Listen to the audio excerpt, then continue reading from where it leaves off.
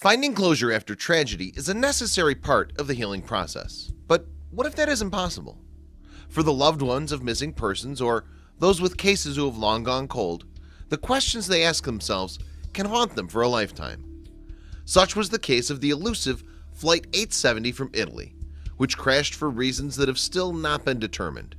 The mystery surrounding it continues to perplex not just the surviving friends and family of those who were on board, but the entire nation. On June 27, 1980, a plane leaving Bologna, Italy, headed towards Palermo, Sicily, but it never arrived. The infamous crash of Flight 870 has been shrouded in mystery for decades, and now experts finally may be closer to finding an answer. To understand what may have happened, experts had to scrutinize every detail. Flight 870 carried 4 crew members, 2 flight attendants, and 77 passengers. Initially, everything seemed to be going fine. A mere hour after takeoff, however, there was a problem. Captain Domenico Gotti had been in the middle of alerting Palermo International Airport's ground control that he was about to land when he suddenly let out a sound of shock. At that point, contact between Flight 870 and ground control ceased, and the plane disappeared from the radar. Then, just after 9 p.m., roughly 90 miles from Palermo, the plane was located in the Tyrrhenian Sea. The Italian Air Force quickly dispatched 2 F-104 jets to the scene. Rescue teams found debris from the plane near the island of Ustica, and it became clear that there were no survivors. The initial belief was that a technical problem caused the crash. The country waited for an official explanation, but no report was ever released, and rumors ran rampant. Time went on, but the case remained unsolved. Family members of the victims started to speculate that something more complicated than a mechanical fault was to blame. Finally, decades later, several theories surfaced as to the cause of the mysterious crash. For instance, just 5 weeks after the crash, a bomb had been placed in the train station of Bologna by neo-fascist terrorists. This terrifying incident only bolstered theories that the crash of Flight 870 was no accident. Was there something more sinister at play that day? It didn't help that in 1989, the Italian government had issued a cryptic statement through the Parliamentary Commission for Terrorism. Flight 870 was shot down, it explained. The lives of 81 innocent civilians were destroyed by an action properly described as an act of war, real war undeclared, a covert international police action against our country, which violated its borders and rights. The statement was missing something, though.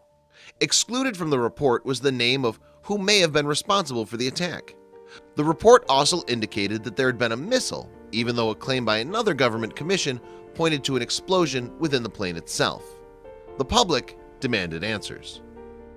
It looked like there was a break in the case in 1994 when the British government joined the investigation effort.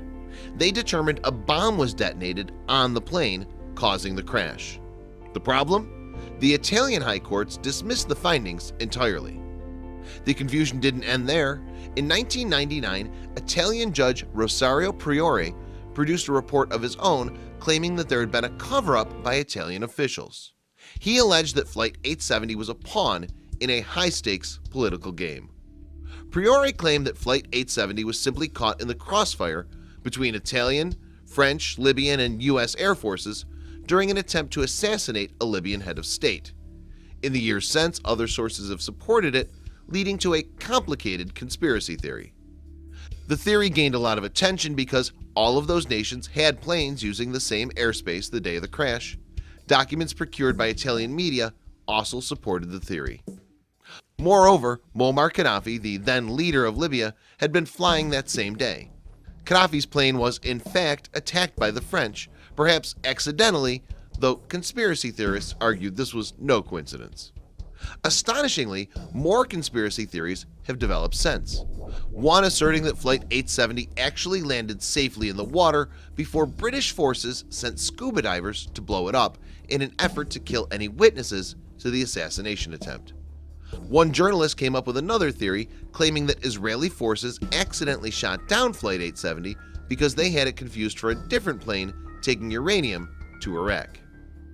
Still, the early theory that Flight 870 was caught in a dogfight received the most traction in the following years, since there was radar evidence of a military presence in the area. 4 Italian Air Force generals were actually indicted on charges of perjury and high treason following Priori's theory, but 2 of them were declared not guilty in April 2004. The statute of limitations has run out on the others. The wreckage of Flight 870 itself was heavily examined for 26 years in Rome before finally being sent back to Bologna in 2006. Now anyone can view the mysterious remnants of the plane for themselves by visiting the museum for the memory of Ustica.